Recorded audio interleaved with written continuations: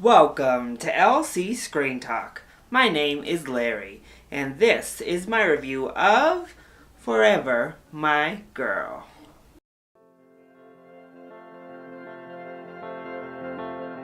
So I actually am a pretty big country music fan. Love me some Luke Bryan, so I was rocking that shirt tonight. Grew up with my dad listening to country, and I've just grown to love the genre in general. However, I'm not really a romance film fan. So I was pretty much not really looking forward to this film. But I wore my hat, wore my country bay on my shirt, trying to get into the spirit and have a good time tonight. But unfortunately, the movie was pretty much exactly what I went in expecting. So let's go ahead and talk about those positives first.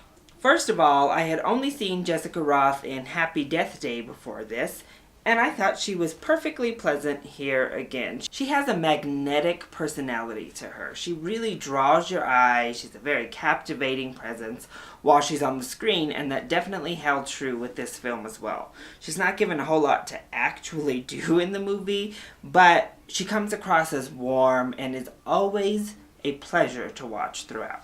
The little girl here is also very cute, but I have a little bit of a problem with her character coming up. And Alex Rowe, who plays our main character, you believe he could be a country singer. And that leads me to his voice. If that was really him singing, he has a really nice voice. And the music in general was really well written. I thought it was like some catchy stuff, some nice new modern country music.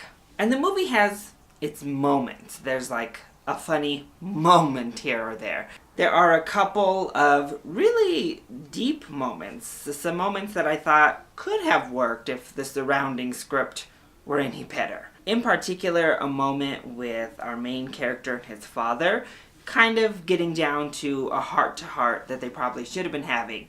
And I thought it actually was a very touching, nice scene within this film. But like I said, it was just all that other stuff, everything outside and surrounding that scene, that brought everything down. So let's go ahead and talk about those negatives, shall we? Well, this could have been played on TV. I mean, this feels very much like a TV movie. From the way it is shot, from all of the framing, the directing style, the editing, even the transition with the music that they use here. All is very TV. And then that script is a very played out, been there, done that, seen this over and over type of script. It goes by every single trope, every single cliche that you've come to expect from these films, to the point where you can cue in where the conflict is going to happen, where the breakup is going to take place, how it's all going to unfold from there. It all just plays down to a T. But furthermore, it all just comes so easy, like it often does in these films. And I know that it's pretty much meant to provide a fantasy for you, a fairy tale, so we don't want too much conflict, right? Well, it just gets boring, it gets old, there's nothing there to really keep your interest. So what breaks them up initially at the very beginning of this film was a pretty big deal. And of course, we breeze through the process of dealing with that. It moves by very, very fast. And with a child involved, which is just completely outrageous to me. And all the stereotypical characters are here. Both of our leads are very stereotypical. The dad, a little bit less so. He has a little bit more complexity.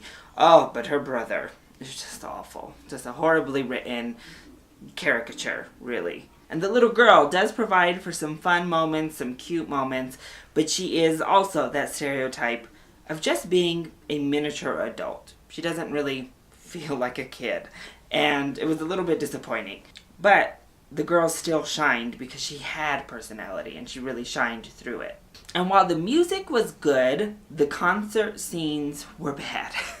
First of all, the music sounded good from what we heard, but they go through an entire song and they don't cut away, they don't like leave the stadium at all.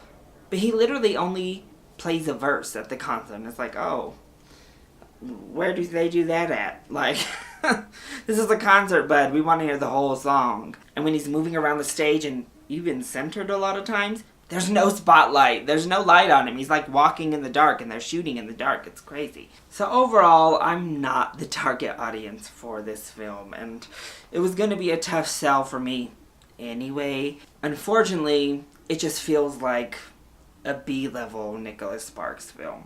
And we all know it's been a long time since we've gotten a good Nicholas Sparks movie. All of the checkpoints are there. You have an attractive guy, you have shirtless scenes with the attractive guy, you have big, fantastical dates happening, you have some how cute moments in here. So, if you want this type of film, if you want this easy breezy, non-complicated fairy tale type of romance, I think maybe you'll enjoy this for a matinee. But really, the filmmaking quality is not there. So if the trailers made you a little bit nauseous from all that sugar they were pouring on, just go ahead and skip this. So that is my review of Forever My Girl. I hope you enjoyed it. If you did, go ahead, click like down below, and subscribe to the channel so you are always up to date on our latest videos. Also, join in on the discussion. Are you excited to see Forever My Girl? And what is your favorite film that revolves around country music? Let me know either in the comment section down below, or you can hit me up on Twitter. I love you all so much for your support. Mwah. Thank you for watching, and I'll see you next time. Bye!